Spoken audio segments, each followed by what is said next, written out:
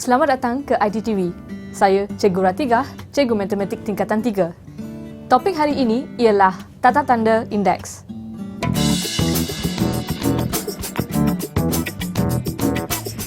Topik hari ini merangkumi dua bahagian.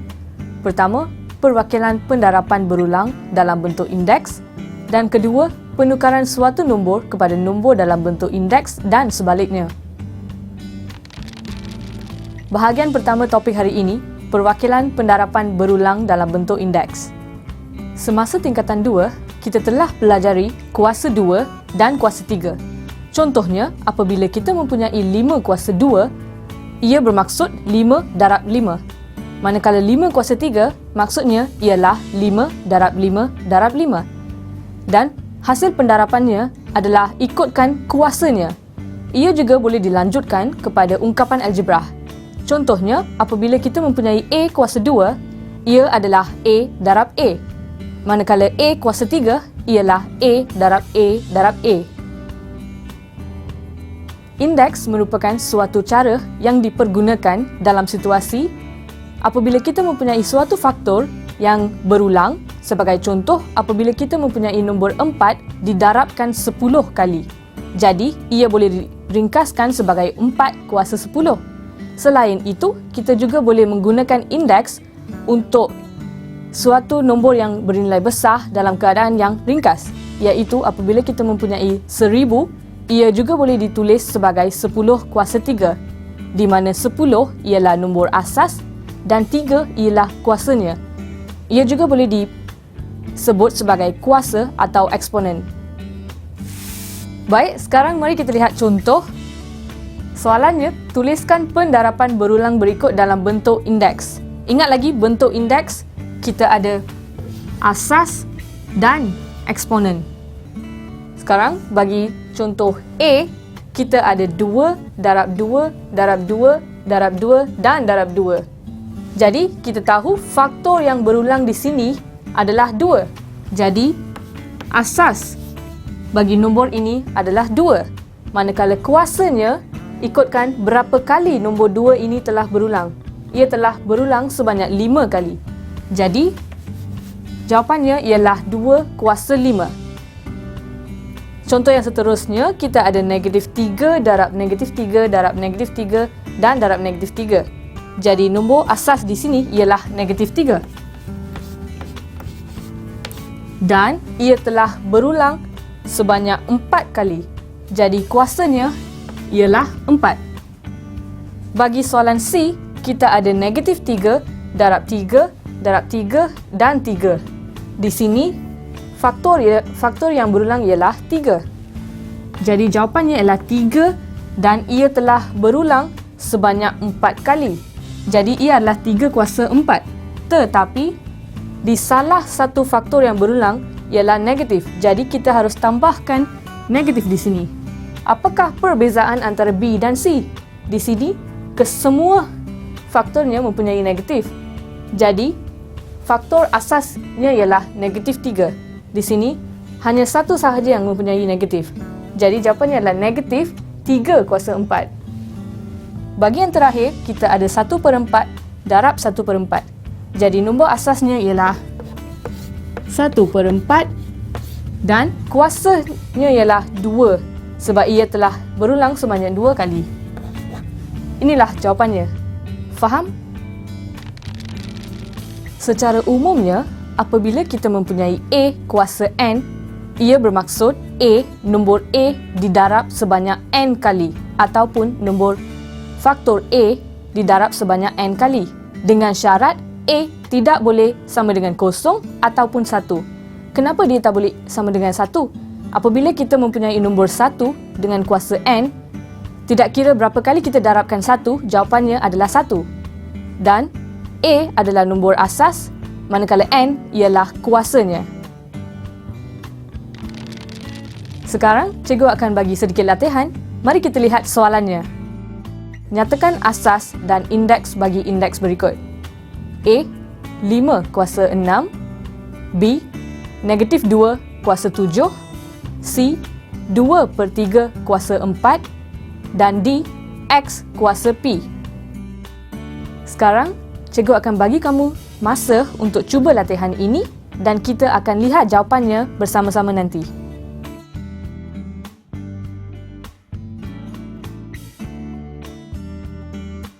Baiklah, jawapan bagi latihan tadi ialah bagi soalan A, asas ialah 5, indeksnya ialah 6.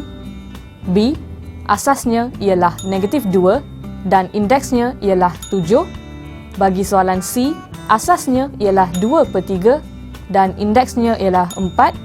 Bagi soalan D, asasnya ialah X dan indeksnya adalah P.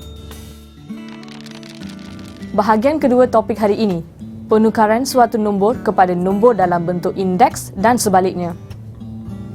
Sesuatu nombor boleh diungkapkan dalam bentuk indeks apabila nombor itu mempunyai suatu faktor yang sama.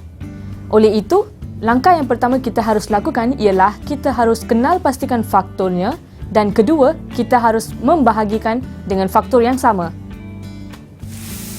Baik, sekarang cikgu akan tunjukkan bagaimana kita hendak selesaikan soalan bagi bahagian ini. Contohnya, ungkapkan berikut dalam bentuk indeks. Di sini kita ada 32 iaitu nombor genap.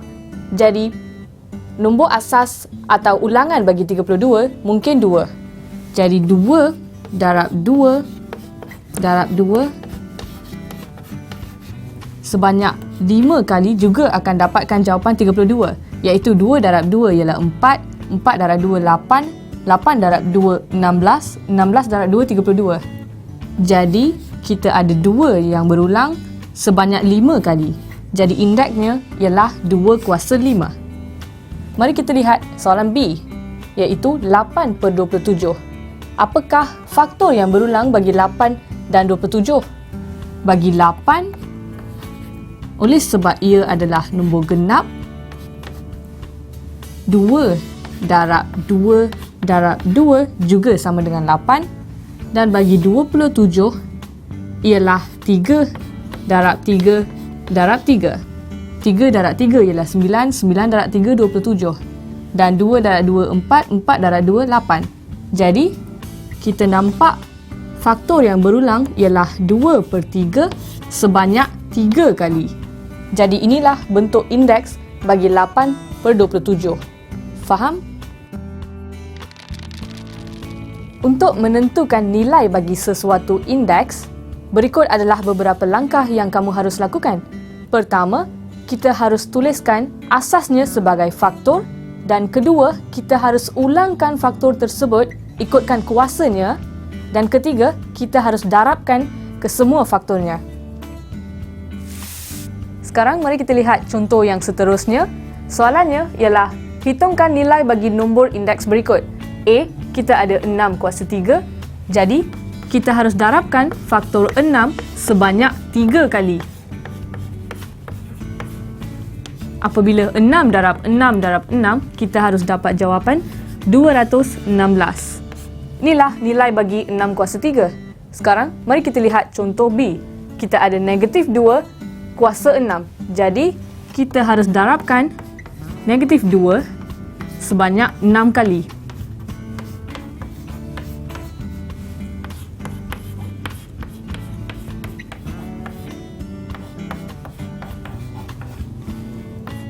Apabila negatif 2 darab dengan negatif 2, kita akan dapat positif 4. Positif 4 darab negatif 2, kita akan dapat negatif 8. Negatif 8 darab lagi negatif 2, kita akan dapat positif 16. Positif 16 darab lagi negatif 2, kita akan dapat negatif 32. Negatif 32 darab dengan negatif 2, hasilnya adalah positif 64.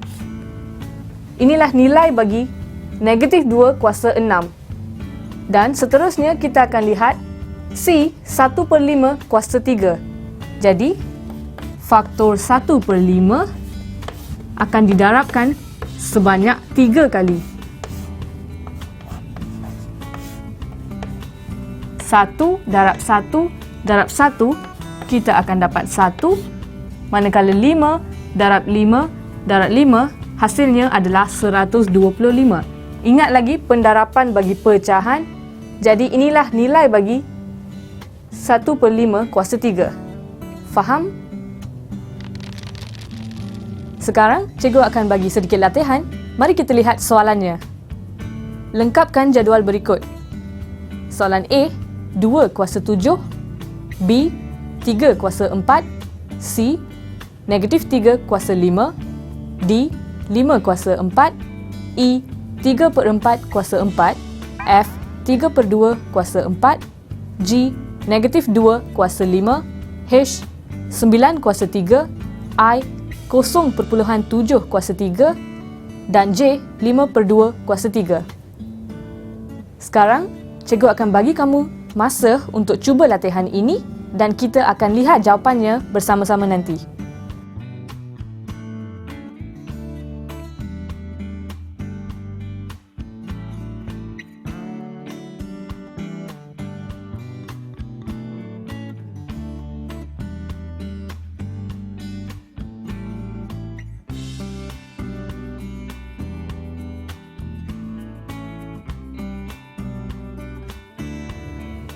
Jawapan bagi latihan tadi ialah, bagi soalan A, asas ialah 2, indeks ialah 7 dan nilainya 128. Bagi soalan B, asasnya ialah 3, indeksnya 4, nilainya ialah 81. Bagi C, asasnya ialah negatif 3, indeks 5, nilainya ialah negatif 243. Bagi soalan D, asasnya ialah 5, indeksnya ialah 4 dan nilainya ialah 625.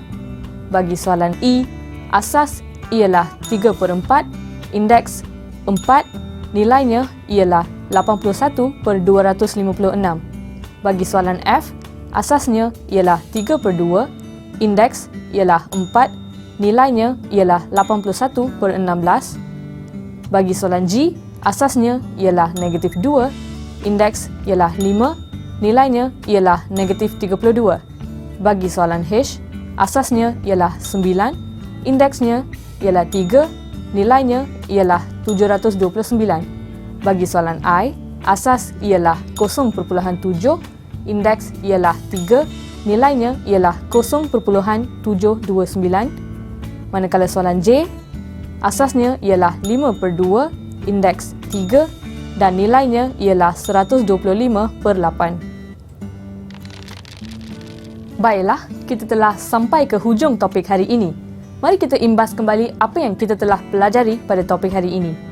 Sebagai ringkasan, kita boleh gunakan tata tanda indeks untuk meringkaskan suatu nombor yang bernilai besar dalam bentuk A kuasa N, di mana A ialah faktor yang kita akan ulangkan, manakala N ialah kuasa, iaitu merupakan bilangan yang kita harus ulangkan faktor tadi. Saya harap kamu faham apa yang cikgu telah pelajari pada topik hari ini. Semoga kita dapat berjumpa pada topik yang akan datang. Bye!